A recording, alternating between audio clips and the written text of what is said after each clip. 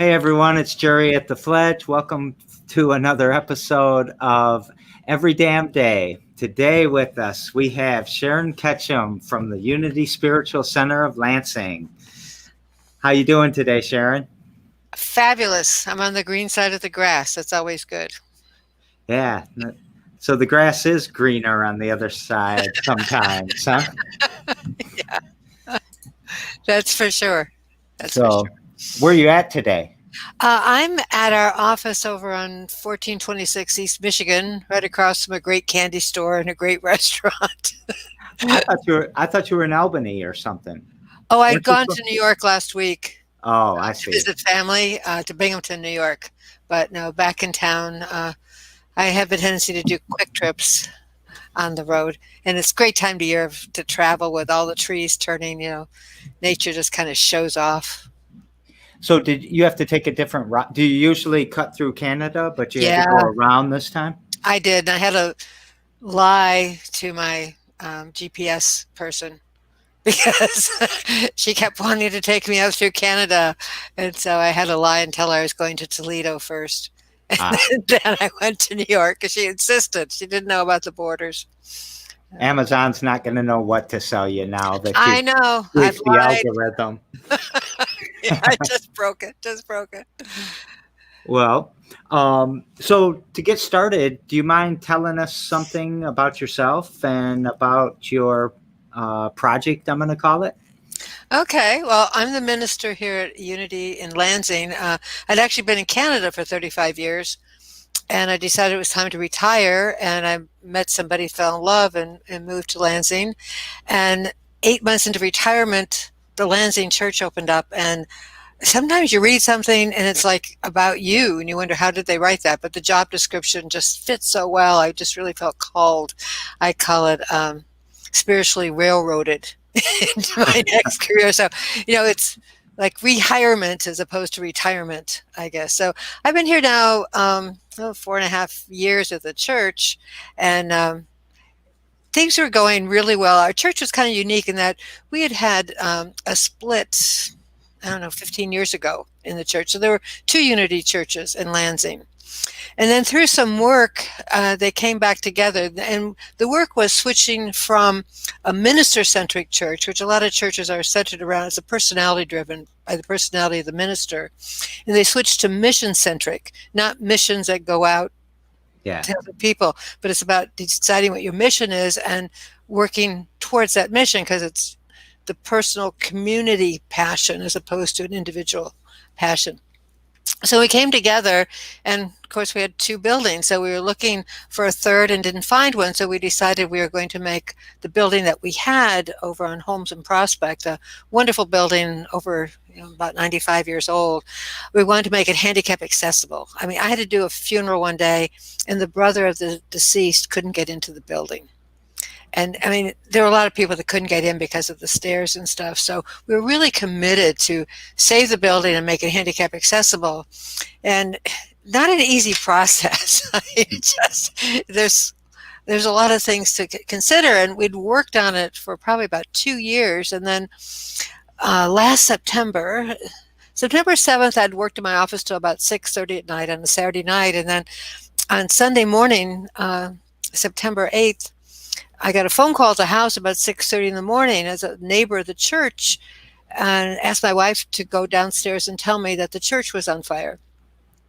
And I'll tell you, in my mind, I pictured there was a little fire like in a garbage can or something, and we'd put it out, and I'd go back home and get ready for service, and it'd be a little smoky, but we'd do service. And I pull up, and oh my God, there's like the whole street is covered with fire trucks. We happened to hit a time when the shifts were changing, so we got two shifts of fire trucks there. The whole street was lit up, in the dark as they were putting out the flames. Yeah, we didn't have service that day. Um, so you think you're on a path, and then all of a sudden everything shifts. So September 8th, 2019, my world changed, and the world for the congregation changed too, and to our community around us. Just you have those marks in your life where something different is happening. And You helped a lot that day. I, Well, I remember, it was a Sunday morning, and I yeah, usually those were my up until that day, and not since that day. Those were my days to sleep in, and I would lay in bed and start scrolling through my Facebook and do whatever, and I'm kind of scrolling in my Facebook, and I might lay that down and go back to sleep, and I see a post from you that says Unity's on fire, and I'm so used to optimism and yeah, positive yeah. things coming out of you Fire, that yeah, I'm like, yes, Unity's on fire, they're killing it, they must be getting a lot of new members and things like that. And then I saw the fire trucks and I saw the dark neighborhood all lit up, and I told my wife, I got to get on my bike and yeah. go to Unity right now. I remember seeing you come up on your bike, and I was probably still in a state of shock. Um, at that point, like you just don't know what's happening. And when you said, "Hey, you can do services down the street," and I can't tell you what a load that took off. And and we live in such a great community because a number of places called and said, if you want to meet here or meet there. Several of the churches, the People's Church, they had a fire in the '60s, so they were down offering to help. But to know that we could just go right down the street, like if you move a church, it's really hard to get the information out to everybody. So to be so close, even if they came to the church, they could just, go down the block. And boy, that was another part of the adventure that began. Um, we had, It yeah, oh it well, it really hurt me. Like, I could feel it. I could feel where you were at, even though my building hadn't burnt down when we had it. It's had a fire before. mm, So I could feel it. And I felt like I might be one of only a few people that could feel it this hard. And I really wanted to get to you. it was so important. Because the rest of the day, I didn't even know where to go. Like, there's all these people having fires out in Colorado and California right now, and I so feel for them because I basically just stood in the parking lot till about 3 or 4 that afternoon because that's where I was on a Sunday at the church.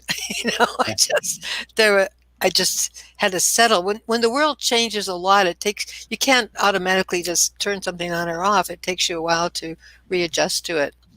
And we've had a great time too. People, community are so appreciative of the Fledge. I mean, it comes up in conversation all the time, and we've done such fun things together.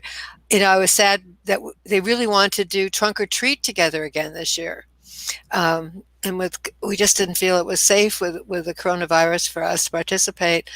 But yeah, it's been really fun. I loved meeting fledglings over there. I love becoming a fledgling. Uh, and when I read the story about the phoenix, that the story of the phoenix bird is that every 100 years they build a nest and they they light it on fire. And as they die, out of the ashes come the fledglings. And so, when we kind of wake up and see that we are a fledgling now, it was just such a heart moment. It, we were talking about symbology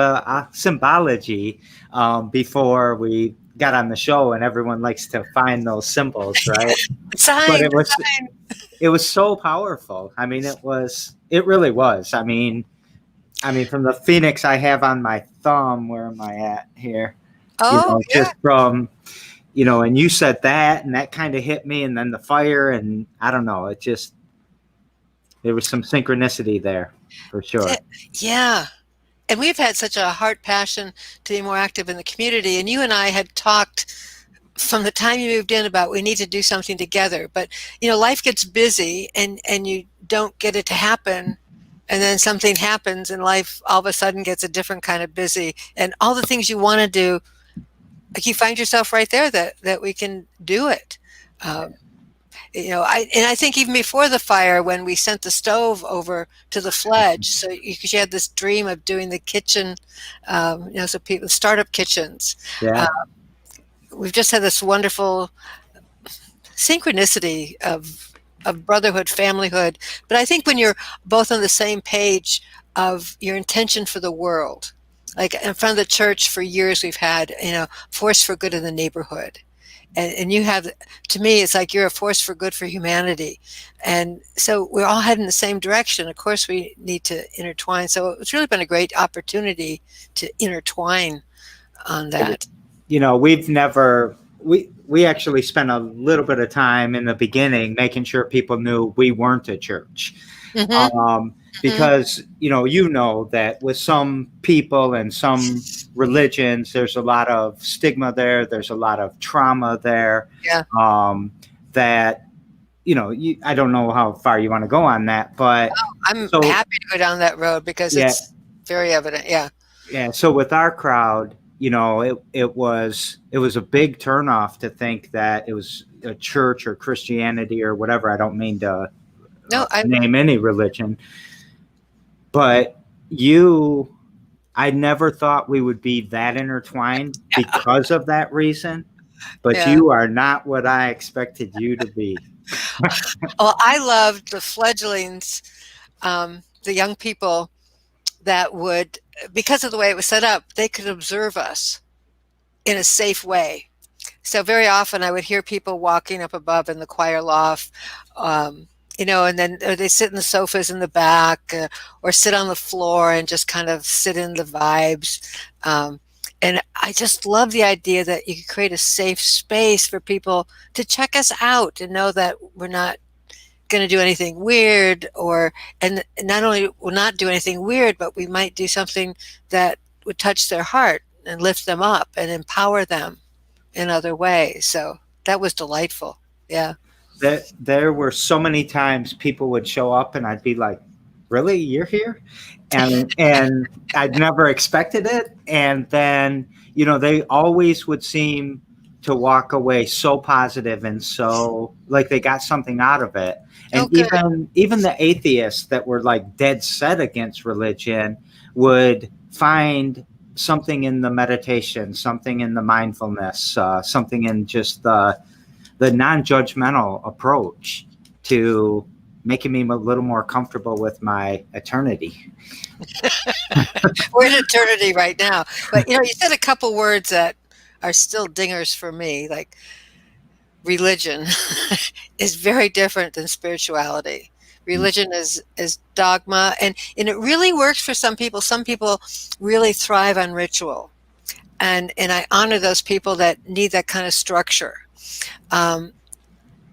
Spirituality to me is more exploratory of yourself, of the deep inner self, the part that connects with every living being. I mean, we are breathing the same air that Jesus breathed, that Genghis Khan breathed, that everybody who's ever lived on this planet and every plant who's ever been on this planet, we're sharing the same molecules. It's that kind of oneness and interconnectedness. And church is another word. It's just tough because it reflects that structure. We call ourselves a center, and that's also kind of symbolic. We like to be centered. That's kind of our goal, always to recenter ourselves into that heart space, into that space of connection. And many of us, there's very few people born into unity, and we don't processize. So people happen to find us and they go, oh, this feels good. This feels like home. So it's kind of an interesting journey, and yet we still have those words in our head because we were raised with them. It took me a long time to get used to the word God. I would just cringe because I was taught as God being the big guy in the sky, that God was male, and that I was born very imperfect and flawed. So I didn't have the right to have happiness and goodness in my life. It took a really long time, and there's still little stories back there. But to try to let that go, as now I understand that God is the intelligence of the universe, not a being, but the beingness of all of us. And that God, beingness, the universe, does not make garbage.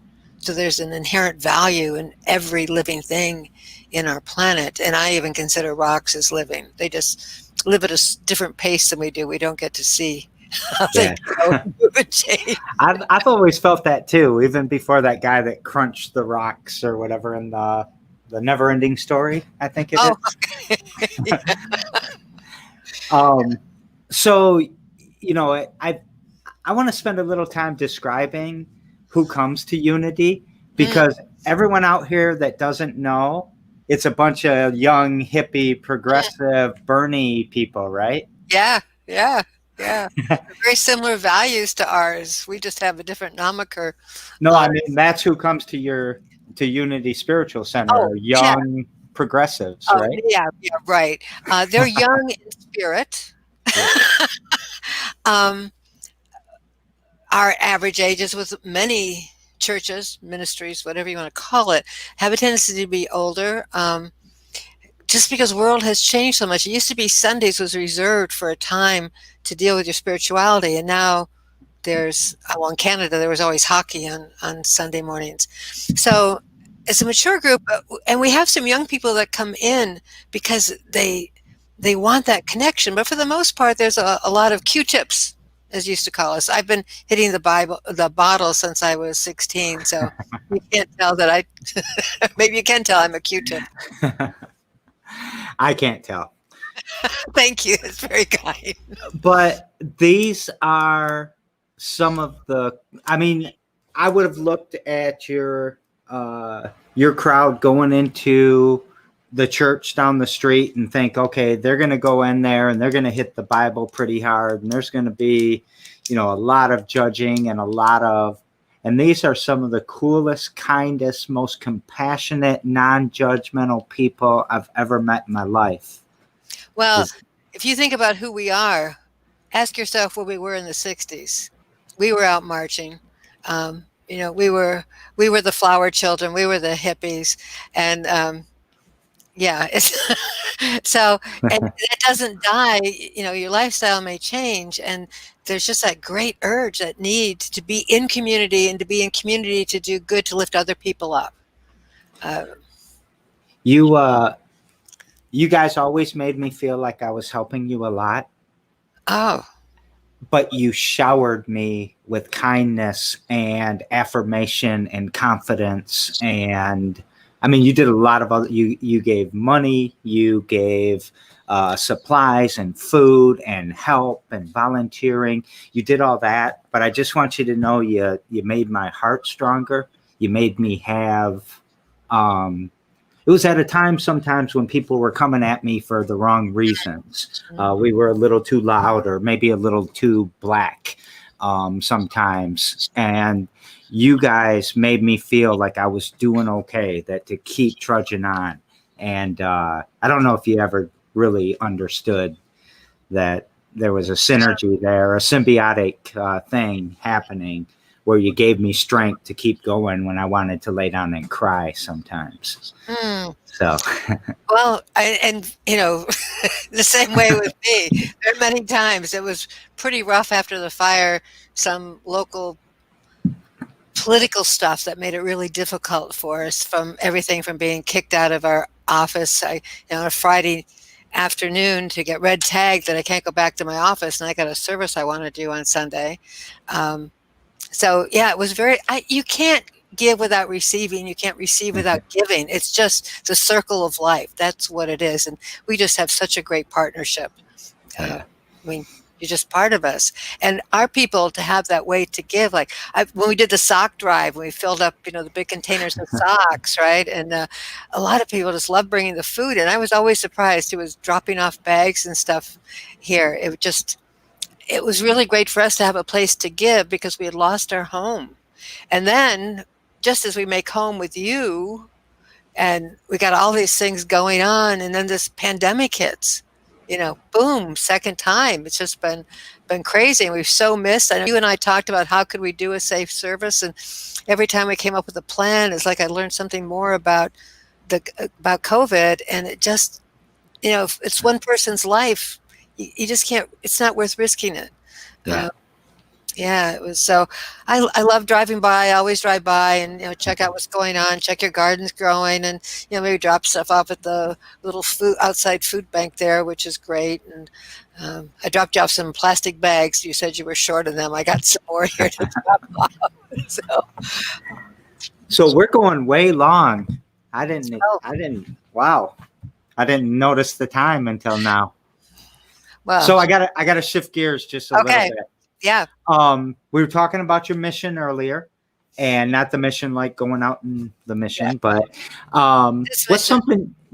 something you do every damn day to push that mission forward, to move towards that mission, to do that mission? Stop. I can get so caught up in the doing of things, I just have to stop. Sometimes I'm really good about really being able to stop and to meditate and just get still.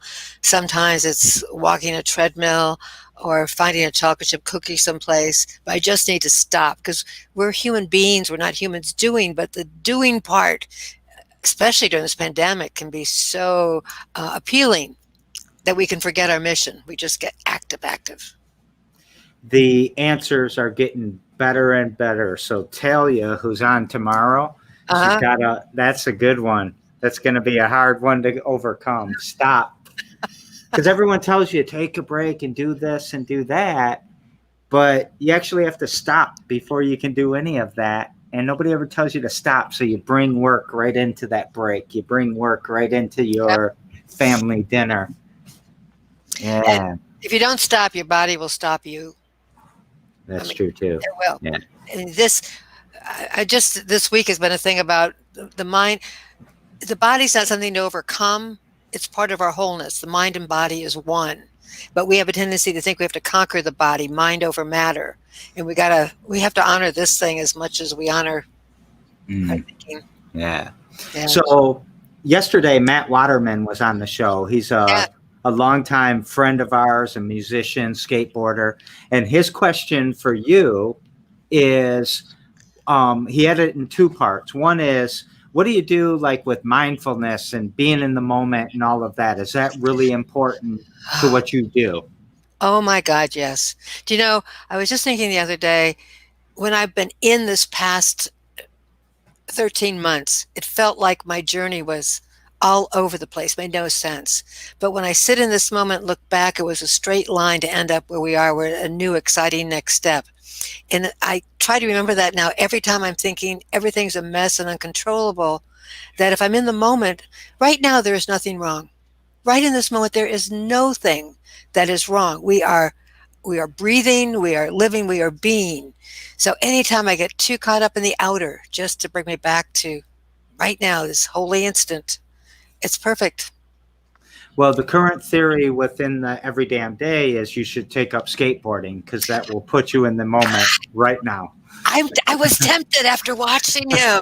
If I could try a baby one with, do you have training wheels for it? Like something, I don't want to fall down. I don't bounce anymore.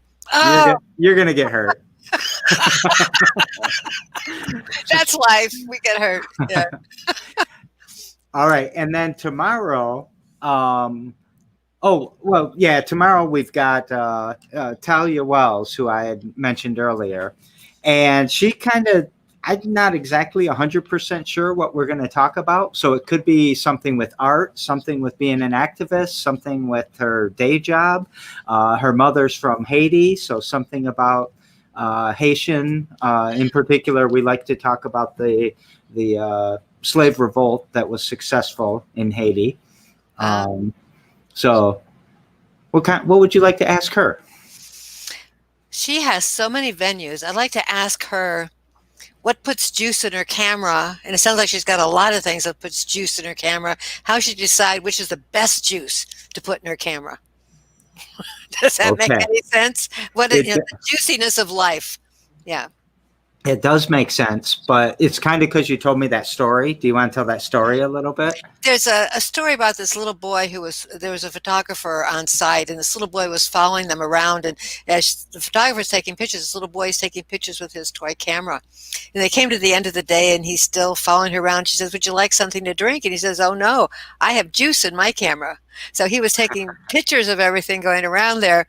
But this whole idea that we have juice in our camera to get the pictures of the world, what we see, that we need to have that aliveness, just like we have blood pumping through us, the same kind of passion and excitement.